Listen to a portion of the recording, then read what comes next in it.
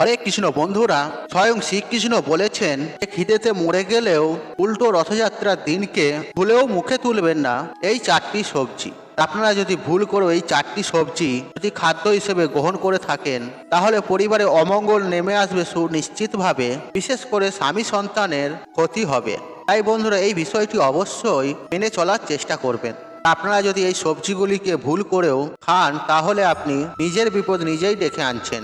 আগে হ্যাঁ বন্ধুরা, আপনারা ঠিকই শুনেছেন, এমনকি জীবনে নরক সমান যন্ত্রণা আপনার জীবনে নেমে আসবে, এমনকি আপনার পরিবার ছারখার হয়ে যাবে, আর সেই সঙ্গে জীবনে আর্থিক কষ্ট লেগেই থাকবে। শুধু তাই নয় বন্ধুরা, আপনাদের বাড়িতে বাস্তু দোষও সৃষ্টি হতে পারে ও অশুভ শক্তির বৃদ্ধি পাবে, যার ফলে আপনারা কোটিপতি থেকে ভিখারি হয়ে যাবেন।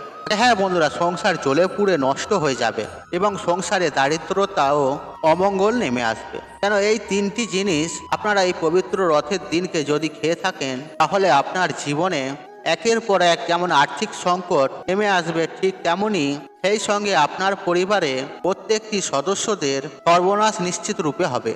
বিশেষ করে প্রভু জগন্নাথ দেব এতটাই রুষ্ট হবেন যে আপনার স্বামী সন্তানের জীবনে নেমে আসতে পারে চরম ভয়ঙ্কর দারিদ্রতা, এমনকি অমঙ্গলের ছায়া। বন্ধুরা, আপনারা যেমন এই তিনটি সবজি বাড়িতে রান্নাও করবেন না, তারই সঙ্গে সঙ্গে এই সবজিগুলো বাড়ির বাইরেও কখনোই খাবেন না, কেননা এই সবজিগুলির সাথে জগন্নাথ দেবের বিশেষভাবে সম্পর্ক রয়েছে। আর হিন্দু শাস্ত্র মতে পবিত্র রথযাত্রার দিনকে বাড়ির মধ্যে এই তিনটি সবজি রান্না করা যেমন উচিত নয়, এর ফলে জীবনে নেমে আসে ভয়ঙ্কর সর্বনাশ। তাই যদি নিজেকে সংযত রেখে এই তিনটি সবজি শুধুমাত্র রথযাত্রার দিন খাওয়া থেকে বিরত থাকতে পারেন, তার ফলে আপনার সংসারে আয় উন্নতি ভীষণভাবে বৃদ্ধি পাবে এবং সেই সঙ্গে জীবনে নেমে আসবে অপার সুখ শান্তি এবং সমৃদ্ধি। বন্ধুরা, আলোচনা শুরু করার আগে আপনাদেরকে একটি ছোট্ট রিকোয়েস্ট, ভিডিওতে একটি লাইক করে কমেন্টে জয় জগন্নাথের জয় লিখে কমেন্ট অবশ্যই করবেন এবং ভিডিওটি বন্ধু বান্ধব আত্মীয়জনদের সাথে শেয়ার অবশ্যই করবেন। আর আপনি যদি আমার চ্যানেলে নতুন হয়ে থাকেন তাহলে চ্যানেলটি অবশ্যই সাবস্ক্রাইব করবেন এবং পাশে থাকা নোটিফিকেশন অন রাখবেন, কারণ নিত্য নতুন ভিডিও সবার আগে দেখার জন্য। বন্ধুরা, সবার প্রথমে আমি আপনাদেরকে জানাবো কোন সেই বিশেষ তিনটি খাবার বা সবজি, যে সবজিগুলি ভুল করেও আপনারা উল্টো রথযাত্রার দিন মুখে তুলবেন না। আর সেই সবজিগুলির মধ্যে প্রথম সবজিটি হচ্ছে পটল। আগে হ্যাঁ বন্ধুরা, আপনারা ঠিকই শুনেছেন। আপনারা শুনে অবাক হচ্ছেন তো এই পবিত্র উল্টো রথের দিনকে কেন পটল খাবেন না। এই বিষয়ে আমাদের শাস্ত্র মতে যথার্থ কারণগুলি সেখানে উল্লেখ পাওয়া যায়।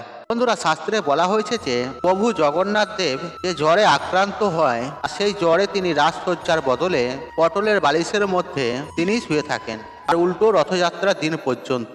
তাই কোনো ভক্ত যদি রথের দিনকে বাড়িতে পটল রান্না করে আর পটল খান তাহলে প্রভু জগন্নাথ দেব আর উপরে অত্যন্ত রুষ্ট হন।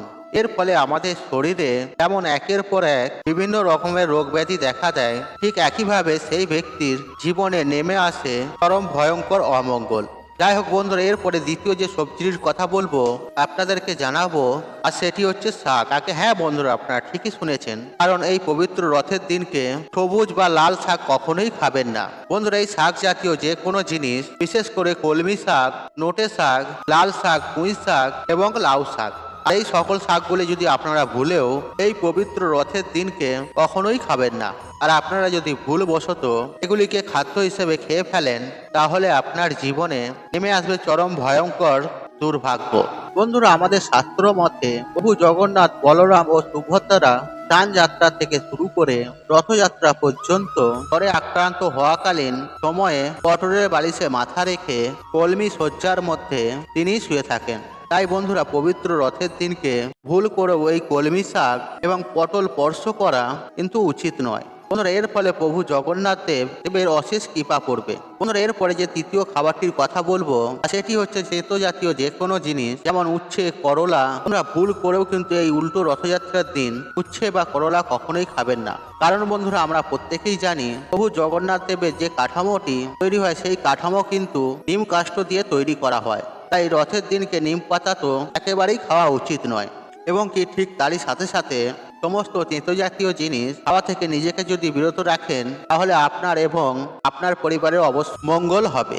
কিন্তু বন্ধুরা, এই জিনিসগুলির থেকে বড় কথা হলো উল্টো রথের দিনকে স্পেশাল ভাবে যেটি খাওয়া একদমই উচিত নয় কোনো সামুদ্রিক জিনিসপত্র। বন্ধুরা, শাস্ত্র মতে মনে করা হয় আর এই দিন কিন্তু নিরামিষ খাওয়া অতি অবশ্যই প্রয়োজন।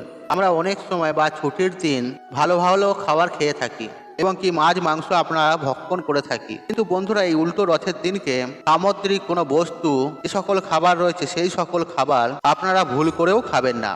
হ্যাঁ বন্ধুরা, সমুদ্র থেকে যে সকল জিনিস আমরা পাচ্ছি মাছ কাঁকড়া আরো ইত্যাদি, আর এই সকল খাবারগুলি আপনারা ভুলেও খাবেন না, কারণ জগন্নাথ দেবের মূর্তি তৈরির হিম কাষ্ঠ বা দারুবম্ব কাষ্ঠ সমুদ্র থেকেই ভেসে এসেছিল এবং সমুদ্রের পাশে প্রভু জগন্নাথ দেব অবস্থান করেছেন। আর প্রভু জগন্নাথ দেব জগতের নাথ এবং সেই সাথে এটাও বলা হয় তিনি পুরীর রক্ষাকর্তা। তাই তিনি যখন রক্ষাকর্তা তিনি জলেরও রক্ষাকর্তা। তাই বন্ধুরা অন্তত একটা দিন আমিষ খাওয়ার বা সমুদ্রের জিনিস খাওয়া থেকে বিরত থাকবেন। বন্ধুরা, আমি আশা করছি প্রভু জগন্নাথ দেবের আশীর্বাদে ও কৃপা আপনারা খুব ভালোভাবে পাবেন। বন্ধুরা, এই 3-4টি জিনিস আপনারা ভুল করেও উল্টো রথযাত্রার দিনকে কখনোই খাবেন না। আর প্রথমত হচ্ছে পটল, আর দ্বিতীয় হচ্ছে শাক জাতীয় জিনিস। আর সকল প্রকার শাক যদি আপনারা না মানতে পারেন, অন্তত পক্ষে কলমি শাক আপনি এই দিনে খাবেন না। আর তৃতীয় খাবারটি হচ্ছে তেঁতো জাতীয় যে কোনো খাবার। এবং চতুর্থ হলো দারুবম্ব কাষ্ঠ, সমুদ্র দিয়েই এসেছিল এবং নেশা জাতীয় দ্রব্য এই দিন ভুলেও খাবেন না। আর আপনারা যদি এই উল্টো রথের দিনকে নিরামিষ আহার গ্রহণ করতে পারেন তাহলে সেটি অত্যন্তই ভালো। বন্ধুরা, আমাদের মতোই অনেকেই উল্টো রথযাত্রার দিনটি আমরা পালন করে যাই এবং অনেকেই পালন করে না, কিন্তু বন্ধুরা আপনি এই উল্টো রথের দিন পালন করুন বা নাই করুন, অন্তত পক্ষে এই 3-4টি খাবার থেকে নিজেকে অবশ্যই বিরত রাখুন, নতুবা আপনার পরিবার ছারখার হয়ে যাবে। আপনি কোটিপতি থেকে ভিখারি হয়ে যাবেন, সংসারে দারিদ্রতা এবং অমঙ্গল নেমে আসবে, আর সেই সঙ্গে আপনারই এই সংসার জ্বলে পুড়ে ছারখার হয়ে যাবে এবং চরম ভয়ঙ্কর দারিদ্রতার সম্মুখীন হতে হবে। তাই বন্ধুরা, দয়া করে এই 3 থেকে 4টি খাবার থেকে নিজেকে বিরত রাখুন। আর আপনারা যদি এই সমস্ত খাবারগুলিকে খাদ্য হিসেবে খান এই দিনকে, তাহলে আপনার উপর তথা আপনার পরিবারের ওপর প্রভু জগন্নাথ দেব অত্যন্ত রুষ্ট হবে এবং কি আপনাকে কেউ রক্ষা করতে পারবে না। তাই বন্ধুরা, আপনারা যদি রাস্তার ভিখারি হতে না চান তাহলে অতি অবশ্যই এই খাদ্যগুলি কখনোই খাবেন না। এছাড়াও আপনারা যদি সৌভাগ্যের অধিকারী হতে চান তাহলে উল্টো রথযাত্রার দিনকে সন্ধ্যেবেলায় প্রভু জগন্নাথ দেবের মূর্তি বা চিত্রের সামনে আপনি আরাধনা করুন। আর আপনার বাড়িতে যদি প্রভু জগন্নাথ দেবের কোনো মূর্তি বা ছবি না থেকে থাকে তাহলে আপনারা স্বয়ং ভগবান শ্রীকৃষ্ণের পূজা অর্চনাও করতে পারেন এবং সেই সঙ্গে নিবেদন করুন সাদা বাতাসা, মিছরি এবং তুলসী পত্র। বন্ধুরা, আপনারা যদি এই 3টে জিনিস দিয়ে প্রভু জগন্নাথ দেব এবং ভগবান শ্রীকৃষ্ণের পূজা এবং আরাধনা করেন এবং তাহলে প্রভু জগন্নাথ দেবের অশেষ কৃপায় আপনি ধনবান হয়ে উঠবেন। আর প্রভু জগন্নাথ দেবের অশেষ কৃপায় আপনার বাড়িতে সুখ শান্তি সমৃদ্ধি দিনে দিনে বৃদ্ধি পাবে এবং আপনি যে তুলসী পাতা, মিছরি, সাদা বাতাসা প্রভু জগন্নাথ দেবের উদ্দেশ্যে নিবেদন করেছেন সেই মিছরি, বাতাসা এবং তুলসী পাতা সপরিবারে প্রসাদ স্বরূপ গ্রহণ করবেন। এর ফলে সারা জীবন সুস্থ ও নিরোগ থাকবেন এবং কি দীর্ঘদিন ধরে বেঁচে থাকতে সক্ষম হবেন।